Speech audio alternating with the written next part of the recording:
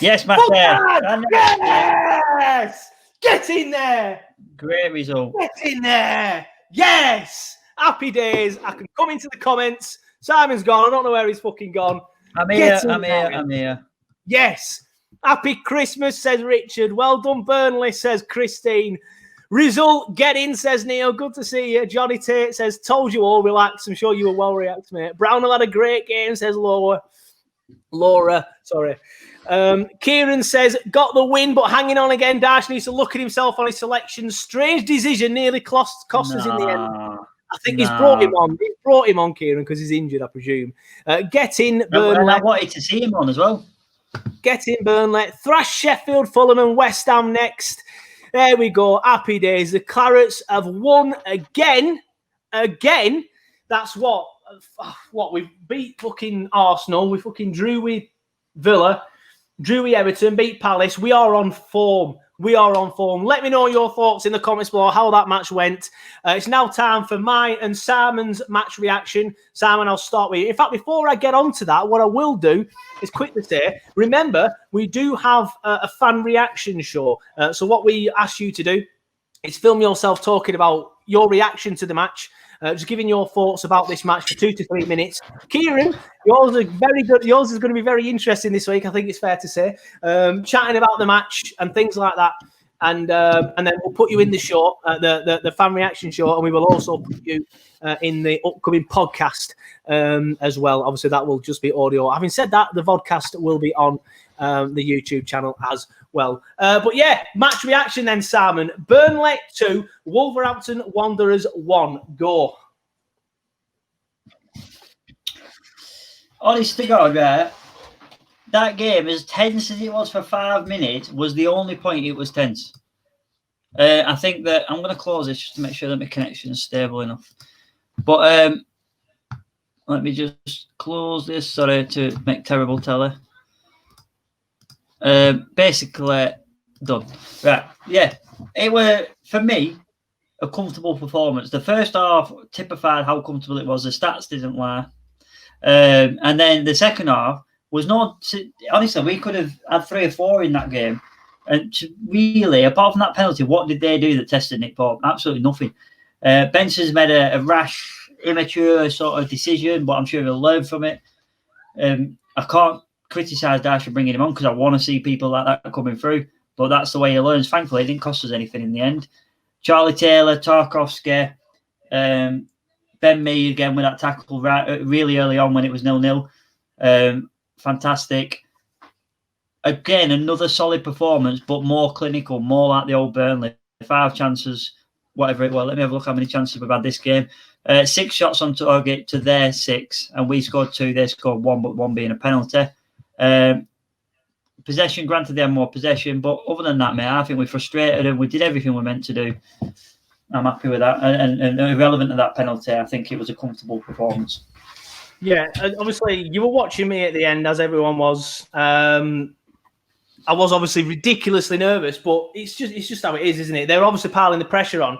But even when they were piling the pressure on, they still never had a chance. They wouldn't have scored if it weren't for a stupid tackle from a very naive young boy. Thankfully, like you say, he's got away with it, but he will learn from it, thankfully. But he's obviously come on panicking, like, we need to hold on, and he's just gone in for it, panicking, like I say, naive. Should have just stood off him, let Tarky do his job, and then he's brought him down. But he will learn from it. But I do agree, we frustrated him. Like they never had any clear-cut chances apart from the pen, and that was just a bit of Burnley stupidity. They didn't actually do anything. They were shit. I've said it before, and I'll say it again. It's a phrase I nicked from Johnny Tate. All fart, no smell. They might have had 70% possession in that second half, but what did they actually do with it? Absolutely fuck all. The only chance that they created, like you say, was one that we practically said, have a fucking free penalty. Stupid. Yeah. No, I agree, mate. I don't think we did anything to panic ourselves. We were solid at the back. Every single one of them defenders, from right to left, and the goalkeeper did the jobs. The only person that didn't do the job for 1 split second was Benson. Tarky bollocked him. Tarky had a word with him, so he will learn from it. There's no doubt. So every single player on that pitch has been at that position at once in their career and made a decision that they think, oh, fucking hell, I shouldn't have done that. So, and they're probably still doing it now, to be fair. Chris Wood, bangs a goal in, irrelevant how it goes in, it's important to get them goals. Barnsley, all the criticism in the world that he's got for being starting today, just because J. Roberts got signed, gets the first goal. And people commented earlier saying that we need to take more consideration for the selections by Dash. He needs to have a look at himself. Well, Sean Dash picked Barnes and Wood up top, and they both scored. Yeah, exactly. Sean Dyche made that decision that we all slagged him off for, saying, why is he taking Jay off and brought Barnsley on?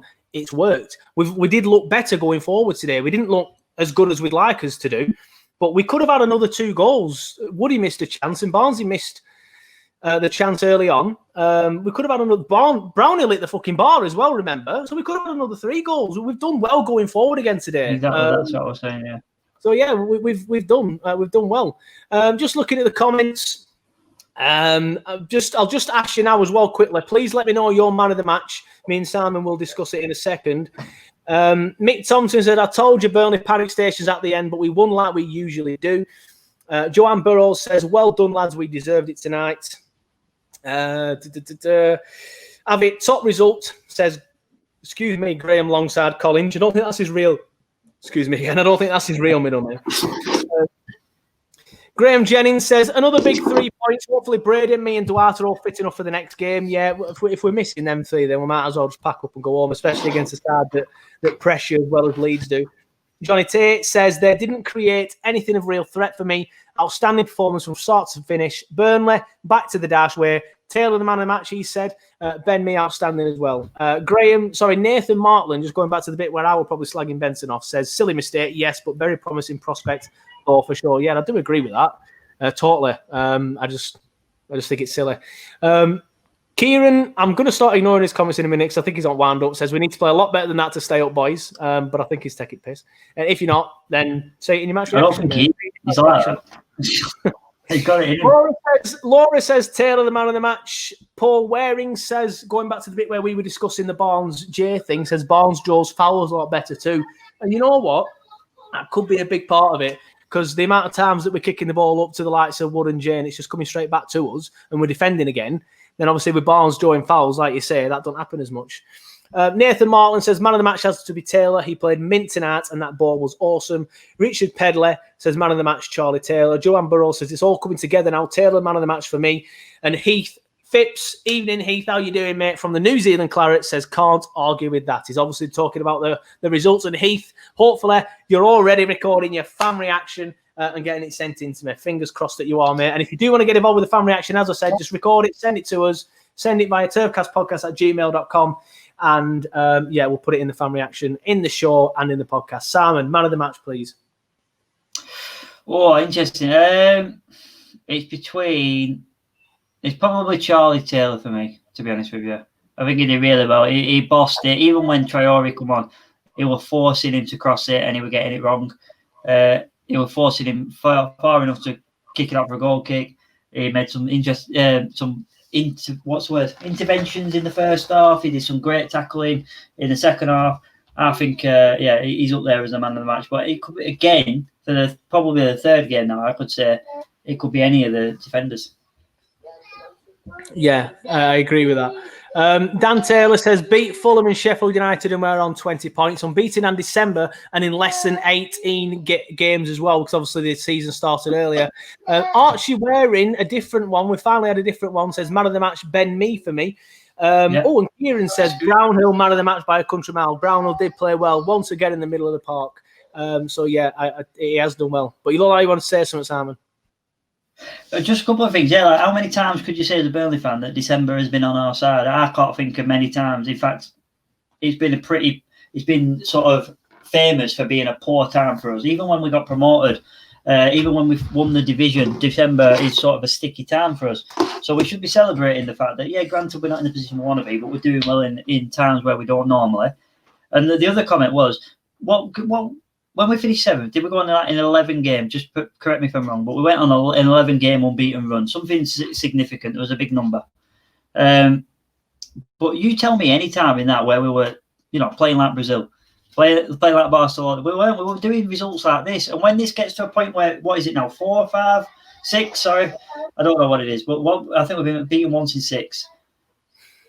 I can't remember the stats. I'm not sure exactly. But if this went up to an 11, we'd be buzzing with this. Irrelevant how we perform, we're looking too much in detail. And we never played any better than this when we finished 7th. We were just more clinical. No, exactly. We do what we do, and we do it well when we do it well, and we did it well against an art. So I won't have anyone complaining about the style of play because it fucking works. So when it works, it works. And yeah, I'm very confident now that we'll be all right. Just have a quick look at the league table then. We've got up to 16th. We're now above Brighton, who have gone down to 17th. They're on 12 points. We're on 13 points after 13 games. Brighton have played a game more, as of Fulham, who were on 10 points in 18th, which is obviously the start of the relegation zone. Then a further 3 points back to that is West Brom, who are in 19th and bottom of the table, who already look all gone, to be fair. Sheffield United on 2 points. They have been poor. But right, I'm going to wrap up unless there's anything you want to say, Simon, before we go. No, sorry, my little child just trying to get my attention.